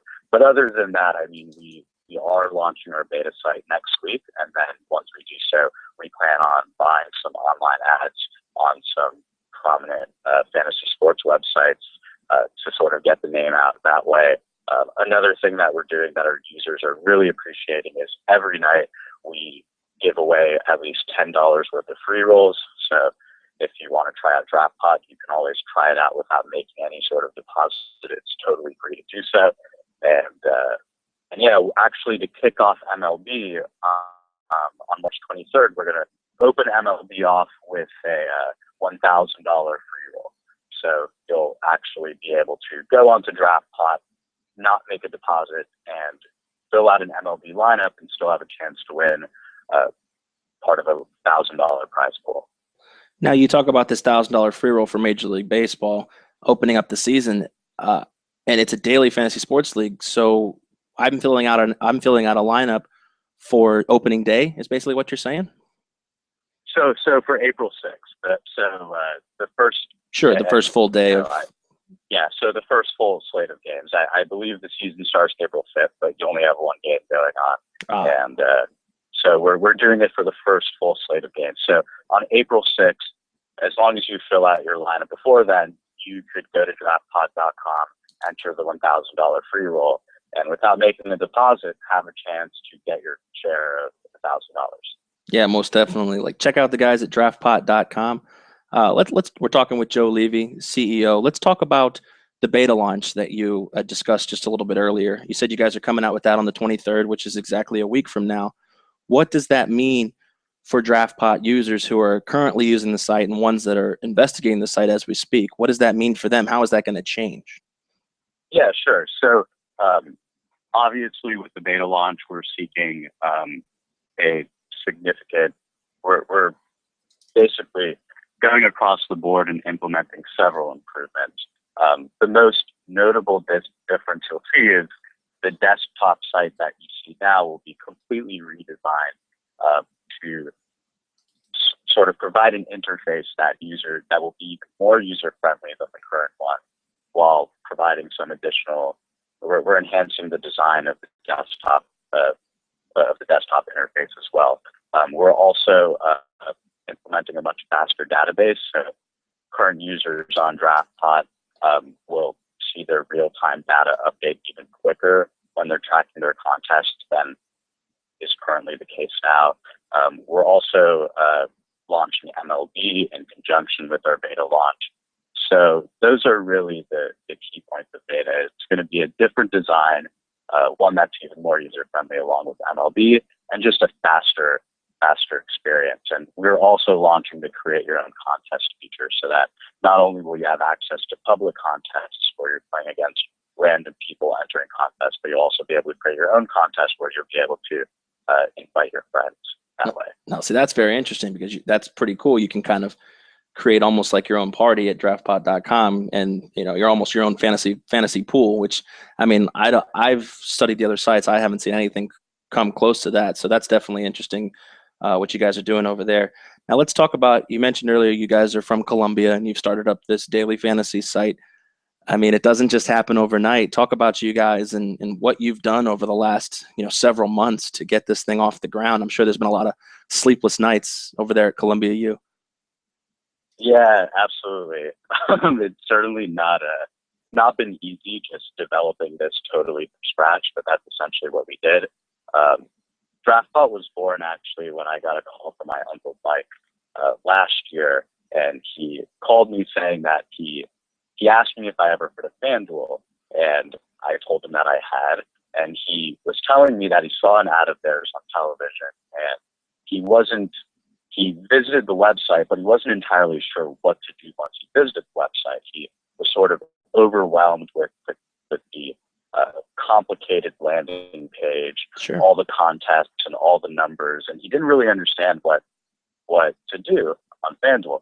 So I started thinking about ways that a hypothetical daily fantasy site could enhance the user experience and really improve new user retention, so that people who go to the site are really immersed in the lineup selection process, know exactly what it is they need to do when they go to such a site. And I determined that it was time for another daily fantasy site that really catered to new users and casual fans to be developed. And I teamed up with one of my good friends at Columbia, Josh Hughes. He's a very talented programmer, and Josh and I essentially built DraftPot from scratch, and we worked during the fall semester to put the site together, and we rolled it out a few weeks ago at the beginning of the spring semester. We've gotten a pretty positive response, and we're now rapidly growing and looking to move forward. Yeah, most definitely. I know that I'm one of the newer users to DraftPot and daily fantasy sports sites in general. And I know that winning one of the free rolls has definitely gotten me excited to continue on with draftpot.com. I can't wait for your guys' beta launch. The site is draftpot.com. You can visit them and play daily fantasy sports leagues. They got a free roll coming up. Also, I know you guys have a promotion for new members. Talk about that. Yeah, so if you're a new member, you could actually, when you register for an account, you could enter the promo code RANC Sports, and once you enter that promo code, you'll actually receive $4 deposited into your DraftPot account that you could use towards games that pay out real money.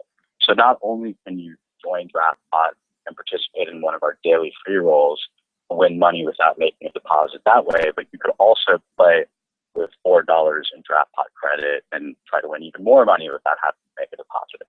And the reason why we do this, and it sounds too good to be true, but we really feel that if you give DraftPot a shot and you really try out the site, we feel like you'll be a repeat user, because we provide a much better daily fantasy sports experience than current sites that are currently out there. Well, that most definitely, and I agree. Like you said, like the novice in me, who is like your uncle, a little overwhelmed by some of the other sites. The guys at DraftPot definitely make it easy for you. Where can we find you? Obviously, draftpot.com. Where can we find you guys on social media? Yeah, sure. So we're active on Facebook right now. You can go to facebook.com/DraftPot. We're currently working on getting our Twitter up and running, but you can follow us on Twitter at DraftPot. And we're on Instagram as well, so @_DraftPot. There you go. Joe Levy, the CEO of draftpot.com. We appreciate you coming on, but before I let you go, I need your Final Four predictions since the brackets have just come out. Oh man, I've been laying low on the college basketball. I was actually going to fill out my bracket tonight. So I haven't put together my Final Four yet, but I am leaning towards, I know for the championship game, I'm thinking Kentucky and Michigan State. That's what I'm thinking as far as the championship game is concerned. And, I'm still trying to determine exactly what I think will end up happening with that. But Kentucky looks pretty dominant right now, and I'm not sure if anybody's going to be able to stop them. Yeah, most definitely. We talked about it earlier in the show. It seems like it's Kentucky's tournament to lose. JoeLee.com. We appreciate you coming on board. Guys, check them out at draftpot.com. Check them out on Facebook and Instagram. Joe, thanks for your time. All right. Thanks so much. Thanks, guys. That was Joe Levy of draftpot.com, your daily fantasy sports site. I know Dave was relatively quiet as he probably stepped out for a donut and a soda, but I know he's back.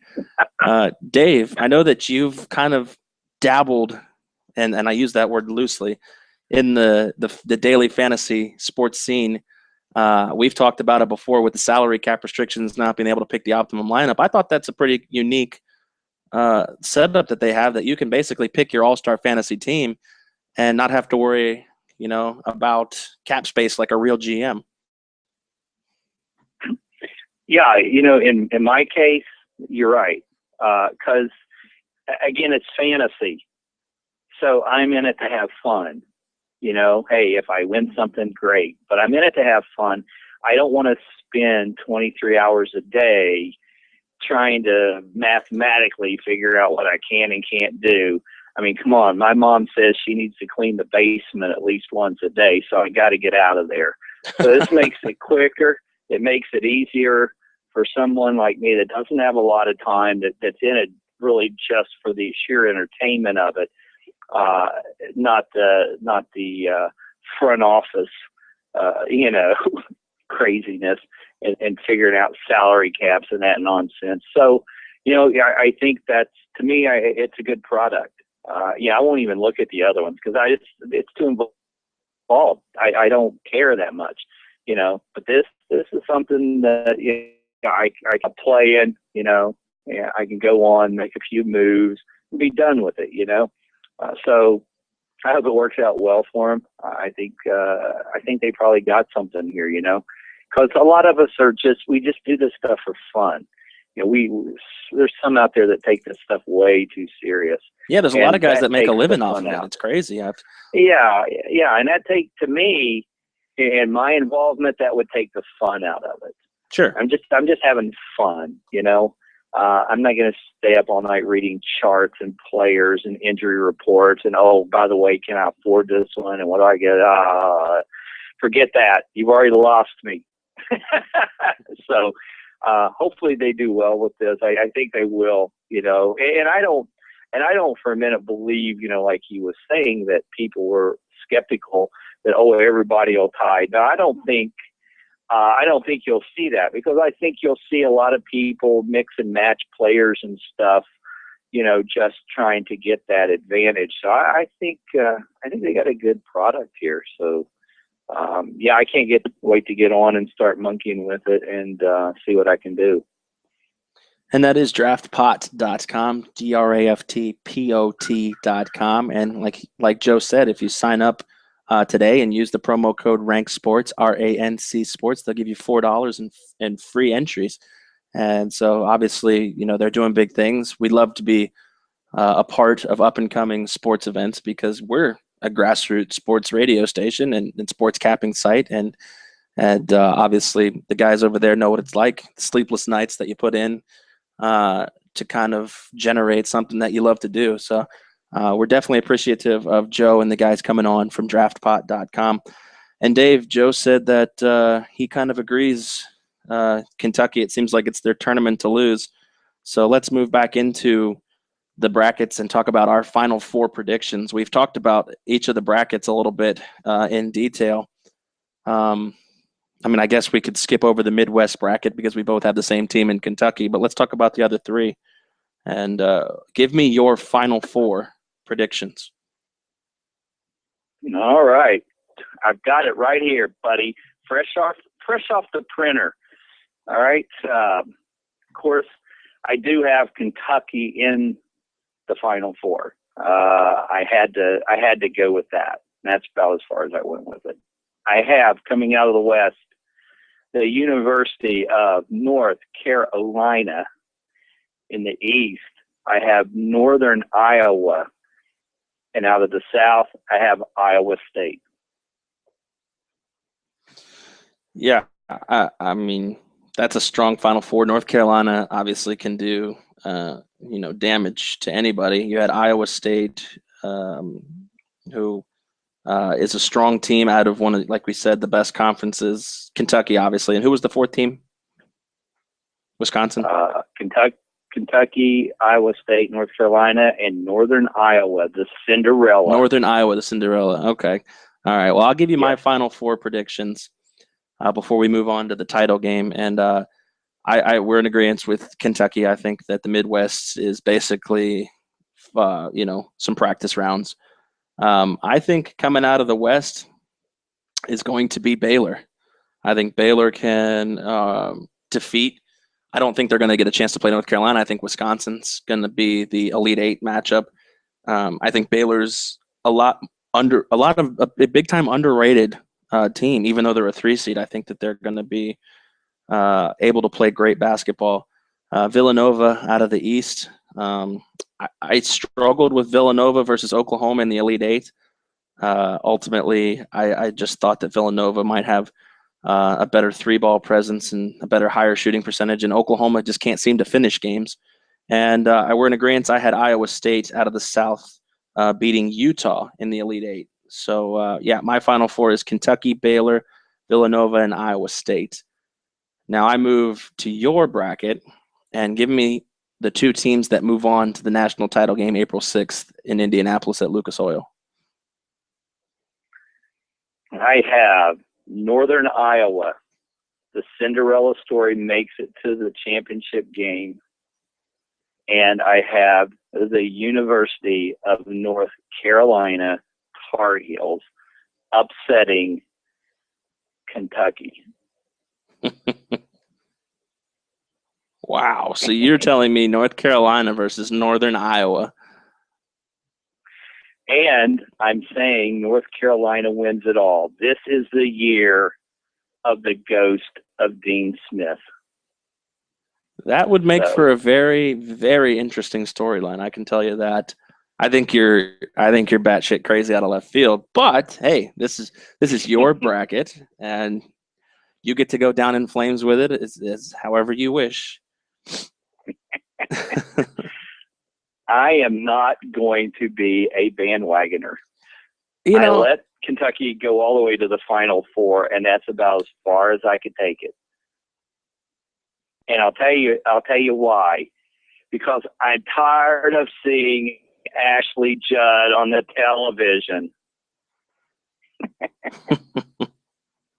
All right. Well, I guess I'm a bandwagoner, even though I agree. I just think they're just head and shoulders above the rest of the field. I have Kentucky moving on against Baylor, and I have Iowa State upsetting Villanova in the Final Four. And I have Kentucky. I guess it's very anticlimactic. I probably should have gone first. As the national champion, I think they're going to beat Iowa State's 71-62. The score is really irrelevant. I'm just giving you the bracket from ESPN's March Madness that I'm reading off of here. I think Kentucky's your national champion, and I think that they defeat Iowa State in the game that probably the score wouldn't dictate how close. I think Iowa State might give Kentucky their biggest competition, biggest task of the year in the last game. But ultimately, I think Kentucky's going to be the national champion. I just think they're just so far head and shoulders above anybody that somebody's just going to have to shoot 65 to 70% to beat them, and I just can't see that with the way that Cal prides these guys on their defense. Well, yeah, you're right. I mean, look, at the end of the day, like 99.9% of the people in the country, I could have put Kentucky out there too. And do they deservingly probably should be in everyone's picks as the overall champion? You're right. They probably should. They are head and shoulders above everyone else, but that's too easy. So I look at this and I say, where is the X factor? And the X factor right now is on the shoulder of the University of North Carolina. And don't think for a minute that Roy Williams is not going to use the death of Dean Smith as a motivator throughout that tournament, and that they're not playing for him and his legacy. Don't think for a minute that's not going to be used. So the ghost of Dean Smith will ride through, and UNC will be hanging another banner. It's interesting. It's interesting to say the least. I'll tell you that. That is one I didn't see coming, but I can definitely see that. I mean, North Carolina's a strong team, and they come out of one of the better conferences, and they played Notre Dame really, really tough in the title game of the ACC championship. And you're right. I mean, it could be plausible if they get the right run, get the right. I mean, Kentucky had a huge run last year and did all the right moves, made the clutch shots, and those two teams, Kentucky and UConn, weren't supposed to be there last year. So that's the beautiful thing about the tournament. Anything can happen. It is. I actually like the Michigan State call. And I think if you watched that game yesterday, Michigan State really showed the weak point of Wisconsin. The only problem was Michigan State didn't have the players to finish the game. North Carolina, I think, a lot stronger team than Michigan State. So if you take a page out of that book, I think UNC can knock off Wisconsin in the 16. And then that's going to be left against Arizona, who, although I think Arizona should have been a number one, and I think they're playing the best basketball, they're going to come off of a game against Ohio State. They're going to get a few days of rest. They're going to get run to death by Baylor. And even if they're able to hold out, then they're going to have to take on UNC. I don't think they can make that run. So that's how I got UNC to the Final Four. And from that point, I'm letting the ghost take over, and Yeah, we'll see if the Tar Heel crowd on Tobacco Road starts burning cars, or are you do and you celebrate nowadays. That seems to be the thing, but that's how I got where I'm going. So I don't hate the we'll pick. see. Trust me, I don't hate the pick. I don't agree with it, but that doesn't make it any more wrong or any more right. Yeah. I'll move that since you didn't have UK as your national champion. I'll ask you this question: whether it's UK or someone else, which, in your opinion, makes for the better ending to this college basketball season? Well, I think just to finish, the undefeated season that's been done only a handful of times. I think if you looked at this tournament, I think I would almost rather see that happen than even a Cinderella story, because to me, I think that's just an achievement that is just very, very rare. And especially, again, in this day and age, if you look back at the conversation earlier I was saying of how even the talent and stuff is this year, nowadays, I think it's even a stronger achievement, and that these guys are basically freshmen and sophomores. So I think that's the biggest story if they go undefeated. Now, the better ending would be if they did it in a double overtime game in the finals, and they had to actually work for it. I don't want to see a 15 to 20 point blowout, but let's say an overtime or a double overtime and make them have to work and earn it.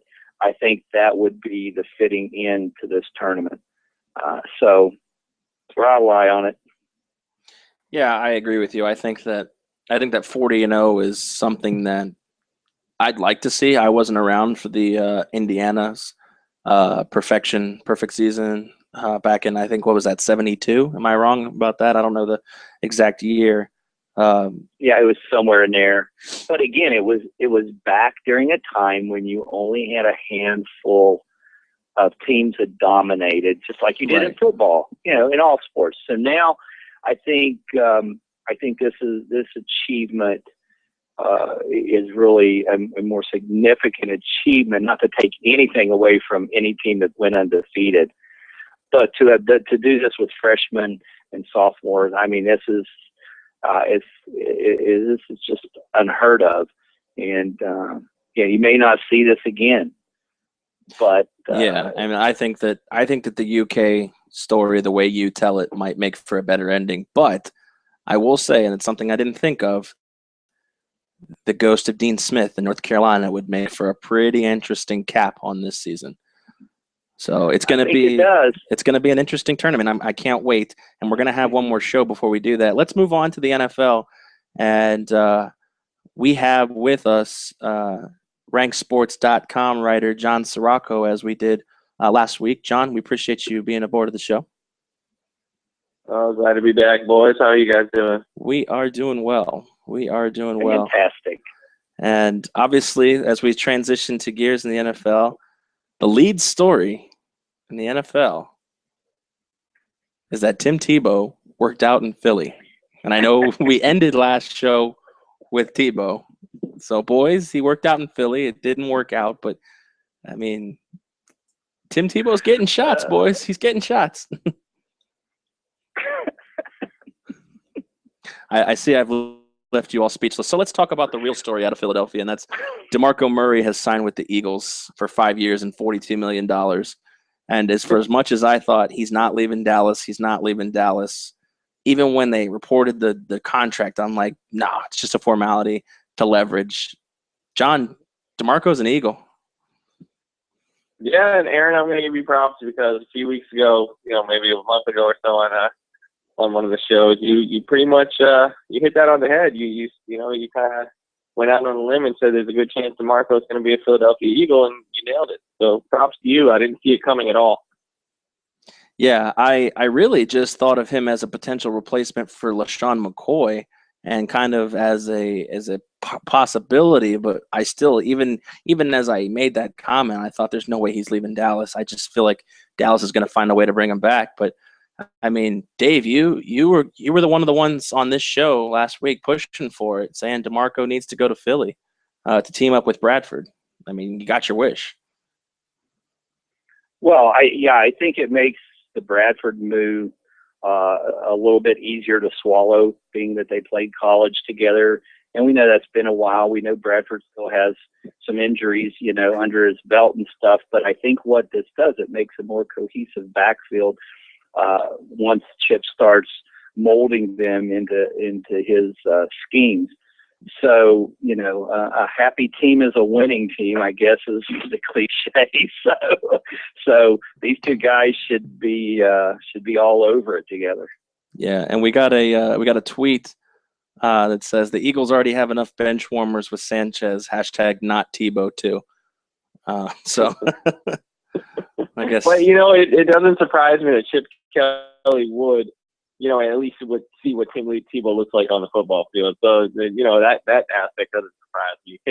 Chip Kelly, his mind's always working on how he can be innovative. So, I mean, at least for that, you got to give it, who knows? And going back to Bradford, maybe a play to get DeMarco Murray there, but there's rumors that they just got Bradford so they can trade him to move up. And, this next month's going to be insane when it comes to NFL news. Yeah, and that was kind of my next question. Dave, I'll post this up to you.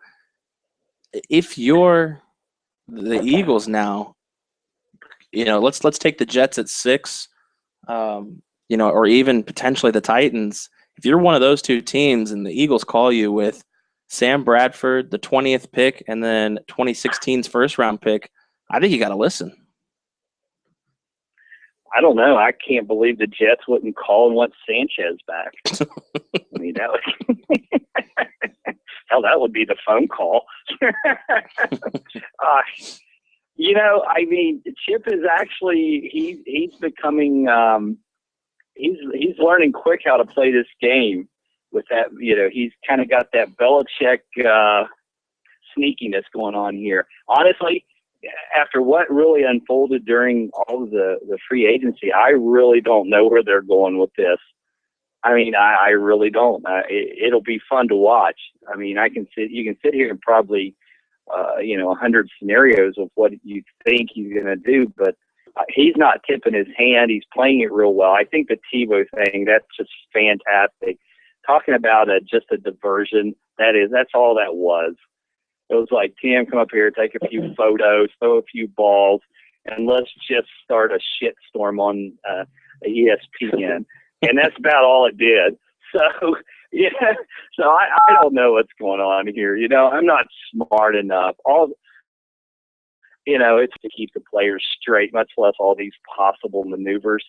So I'm just going to sit back and watch. And then once the final results come in, then I'll probably have a comment or two. But right now, I really don't know what's going on. Well, let's stay in the world of running backs as we talk about DeMarco Murray. And the Ravens have re-signed one of their own, John, and they re-signed Justin Forsett, who was a 1,000-yard back last year.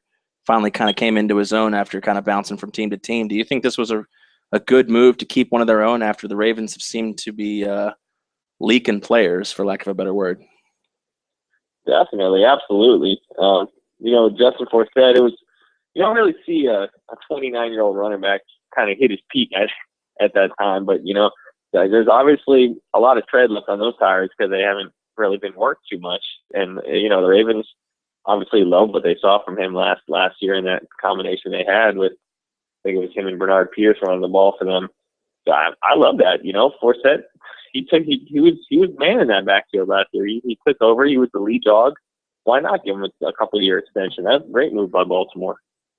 Yeah, I think so too. I think you're exactly right. Hitting his prime at 29 is definitely going to be beneficial to him and the Ravens organization because obviously Ray Rice is gone. Bernard Pierce has shown that he is not the answer. So Forsett, he's going to get paid a little bit, and I think he'll continue to run pretty well for them. John talked about new life in Justin Forsett. Let's talk about the death potentially of one running back in Indianapolis. And Dave, that's Trent Richardson, the big meatloaf, I guess we're going to call him. His days in Indy are done. Yes, they are. Well, look, I don't know what happened to that guy. I think I'm just going to leave it up to he has Cleveland Brownitis, and anyone that kind of goes through Cleveland it just turns into crap. And the problem was he was good in know. Cleveland. He was good in Cleveland. He went to Indianapolis, and it was just like, yeah, I know, but it's the ghost of stupid moves, and you wake up one morning and you're in freaking Indianapolis, and I'm sure for a while his head's spinning, wondering like, what the hell happened, and then you get into that Indianapolis where really you're a contender and you need to play above the bar, and I don't know what happened, but it doesn't mean you can't resurrect. The guy's still real young. So maybe this is what he needs. He needs to go somewhere where there's really low expectations and, just no pressure, and just go out there and play like we saw him play in the college days. He did have a little success at Cleveland, you're right, but maybe that's what he needs. And maybe he can get back true to form. Well, and when you're falling behind the depth chart to guys like Daniel Herron and a guy, Zerlon Tipton, who I'd never heard of, who spent most of the season on the practice squad, when you're the number 3 overall pick and you're falling behind guys like that, yeah, it's basically you're done. Your time's over with. But John, I mean, like Dave said, he's young. He was the number 3 draft pick in 2012. That's 3 years ago. I mean, does he have a future still in this league? Well, I kind of want to say this before I get into Trent Richardson's future, and this is going to the Indianapolis Colts organization. Never a good thing when the Cleveland Browns get over on you in any specific way.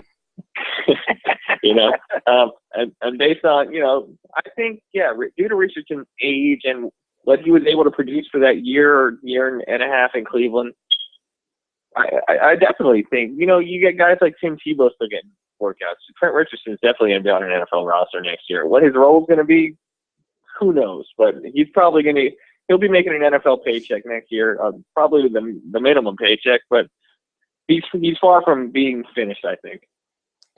I'm reading one of the comments here on the article about Trent Richardson getting cut. I just have to say this. It's one of the guys commented on the article that says, "I wonder how long it's going to take Trent Richardson to get out of Indianapolis if he can only move 2 yards at a time." That's really funny. That's good.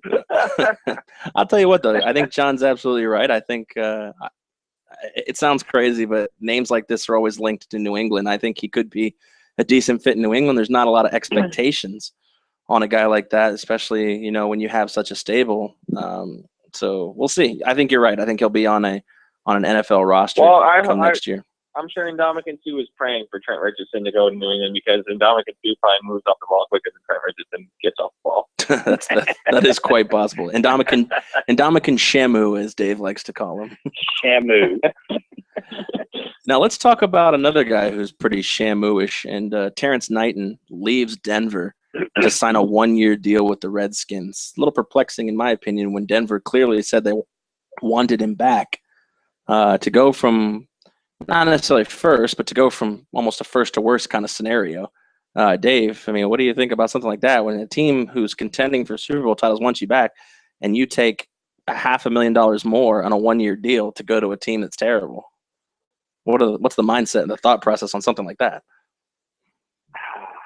I really don't know. I won't ever have to worry about it. I'll never be in that scenario, that situation. But I don't know. Evidently he's just playing for money, and I think we talked about this before. There are those people out there. It's just about money, and that's it. The loyalty, nothing else matters, and that could be this situation. But to leave Denver for that little to go to the Redskins, wow. So maybe he's not expecting his career to last more than a year. So I don't know. Pretty shocking. Yeah, I guess get the money while you can if you don't think you're going to last very long. We talked about Marcus Mariota just briefly, and kind of an interesting thought process, and maybe it's just a formality. The Tampa Bay Buccaneers have pretty much not tipped their hand, but kind of given us an idea that they're going to draft Jameis Winston. However, John, they showed up at the Bucs showed up at Marcus Mariota's pro day. Is this just kind of a cover your bases formality, or is there something maybe we're not seeing here that could potentially lead to some change of heart in Tampa Bay? Yeah, and I believe either today or yesterday, Marcus Mariota was actually in Tampa visiting with the Bucs. I've been saying it all along. If at least my personal preference, if I had the number one pick, I'd go Marcus Mariota. I don't think you can rule him out completely yet. There's still work that needs to be done by the Buccaneers in their investigation process, or whatever you want to call the process leading up to the draft. Sure. Jameis is clearly the front runner. I think he's the unanimous pick. What most people think the Bucs are going to do, but a guy like Mariota, I mean, his college career speaks for itself, and I'm going to say that. I think I don't think they've chosen who they're going to draft yet. I'm sure they have a good idea who they're going to draft, but like I said, there's still work to be done. I wouldn't rule Mariota out completely. Yeah, and Dave, I mean, obviously going to these guys' pro days, it seems like it's just, you're doing it to basically play nice and not really disrespect any one player. I mean, yeah, they were present at Mariota's pro day, but if they go to Leonard Williams' pro day, I mean, should Jameis have doubts start creeping in about his status as the number one pick? Well, I still think there's some underlying attitude issues with Jameson. And I guess it came out today, the comment that he's not going to attend the NFL draft for whatever reason. I didn't even get into it because when I read that and it's a headline story, then, it's like, really? It's like, what possibly could be more important, So I think maybe Tampa Bay is covering the bases here. And I would say there's maybe some issues that they see or have found out that aren't making them 100% comfortable there. And, kind of see what happens here. But I'm not really buying into Jameson 100%, honestly. So, in my feelings on it. Well, I'll tell you who Vegas is buying at 100%, and that's the Colts. After all the moves they've made, Frank Gore, Andre Johnson, etc., Vegas has the Colts at the LVH as the Super Bowl favorites. Vegas is buying them. John, are you buying the Colts with the moves they've made as Super Bowl favorites for Super Bowl 50? We may have lost John. Dave, I guess I'll ask you then.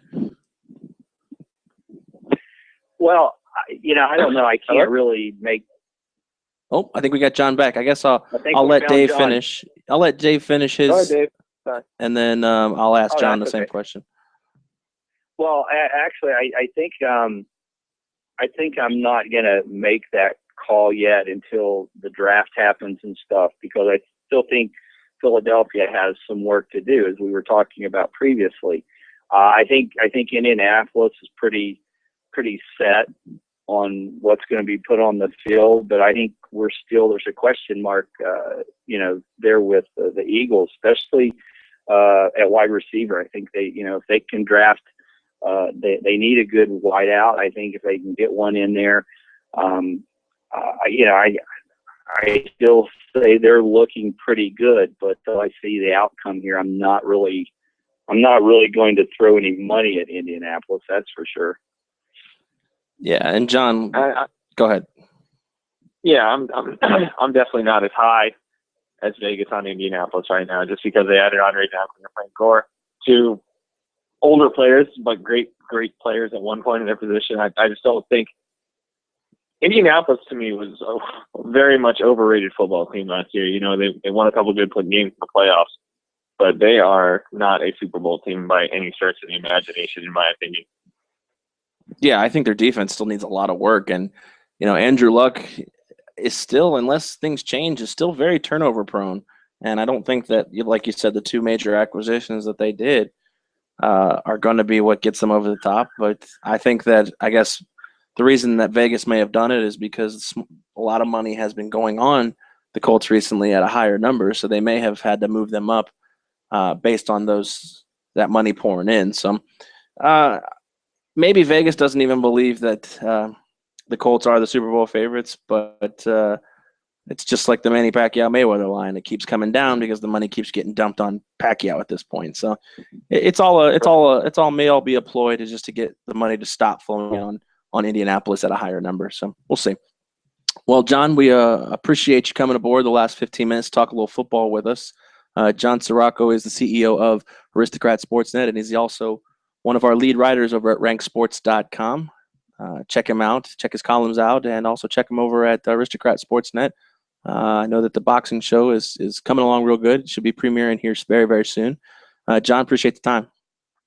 All right, thanks for having me, guys. Yeah, I should have an article out there here in the next couple of days. So keep your eyes posted. All right, guys, be sure to check social media and ranksports.com for John Sirocco's latest article in the world of boxing. Dave, that little NFL talk, kind of wrap up the show here. What are your thoughts on basically an off season of NFL and this time of the year where free agency is kind of big and we're getting into the best part of college basketball? Baseball's getting ready to start up. The playoffs for hockey and NBA are starting to take shape. I mean, this is probably one of the best times in sports. Yeah, this is the time of the year, I think, when everything, is hitting at the same time. Even though they're not playing NFL, you have the free agency followed by the draft coming up. So, which is very pertinent for their league, prime time pertinent as it has been here as of late. So, yeah, I mean, there's, if you can't find something on TV to watch sports-wise, then you're just out of luck. I don't know what to tell you. We have the best weekend in sports coming up here, starting Tuesday, but the real meat and potatoes starts Thursday afternoon. So, again, it's that time of the year where everything just flows one to the other, to the other, to the other. And between now and I guess probably the first or second week of June, it's just pandemonium in the sports world. So sit back, relax, gives us a lot to talk about. So it'll be fun. I'm ready.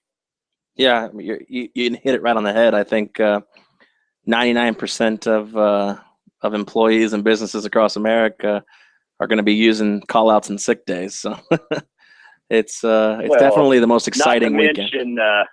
Not to mention all that illegal gambling that's going to go on with the office pools. Oh yeah, that's a whole nother Pandora's box. Yeah. Yeah. Good thing I live in the city where I don't have to worry about that. But you know what? And just a sideline to that, I think and this is why I like March Madness so much, because I think it gets everyone involved, even people that normally aren't involved. Not only in college basketball, but in sports in general. I think that's how strong the March Madness is. It just draws everyone in. So that's why I think it's such a huge success. So, again, great time of the year. So it's just hold on, people. Here we go. Yep. Buckle your seatbelts. Well, we want to thank John Sirocco, lead writer for Rank Sports, coming on the show. Talk a little NFL in the end. I also want to thank Joe Levy, the CEO of DraftPot.com, for coming aboard, giving us a great interview, talking about their brand new project over there at DraftPot, daily fantasy leagues. Great operation they got going on there. We're going to have Joe back on. Stay tuned to RankSports.com for his editorial explaining DraftPot and kind of what they're doing over there. I want to thank the sponsors. Fanbuild.com, your hybrid t-shirt sports destination, Blue Lotus Entertainment, and DraftKings as well. If you ever want to be a part of the show and talk sports with us, you can always tweet us at Rank Sports, RANC Sports, or send us an email, rsrshow@gmail.com. Don't forget, also, we have Bobby Hodges' March Madness Extravaganza. For just $20, you're going to get the entire tournament's worth of picks from Bobby. He's so confident in this system that he has. It's going to make you money, that if he's wrong, he'll give you a week of his premium service for free. Just $20, I think that's a solid investment to make you money this tournament season. Again, Dave, I want to thank you, sir, for coming on and chit-chatting with me for two plus hours. It's always a fun time. Pleasure, as always. And we want to thank you guys for listening. Check out the podcasts on youtube.com. Search Rank Sports Radio, as well as Rank Sports Radio on the Rank Sports Radio tab on ranksports.com. You can also check us out in the podcasts section at aristocratsportsnet.com. Like I said, we want to thank everybody for coming on. Thanks to Dave. I am your host, Aaron Crouch. For everybody here, Rank Sports Radio, we wish you good night.